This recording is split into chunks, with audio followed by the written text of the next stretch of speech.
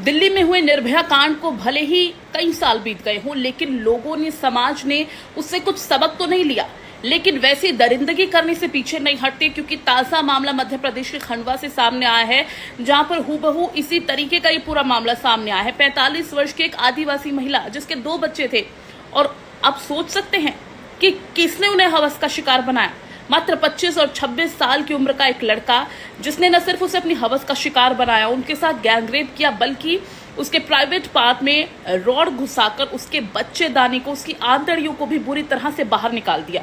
अब सोचिए, जब इस तरह से निर्ममता उसके साथ की गई होगी, रॉड उसके प्राइवेट पार्ट में घुसाई, तो लाजमी सी बात है कि काफी ज्यादा ब्लड लॉस हुआ होगा, बहुत ज्यादा खून बहा, जिसकी वजह से उसकी मौत भी हो गई। फिर उसी की बेटी ने जब अपनी मां को इस तरह के हालात में देखा, आसपास के लोगों को बुलाया गया, उसे अस्पताल ले जाया गया, लेकिन डॉक्टर्स ने उसे मृत घोषित कर दिया। अब आप यहां पर खुद सोचिए कि हमारे समाज में हालात बेहतर नहीं हो रहे हैं, क्योंकि इस तरह का पहला मामला नहीं है। निर्भया कांड के बाद इस तरह के बहुत सारे ऐसे मामले आते हैं सामने।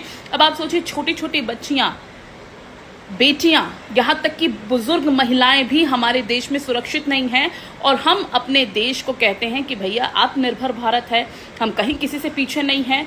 जहां पीछे रहने की जरूरत है, वहां तो आप अपने आप को समझाइए।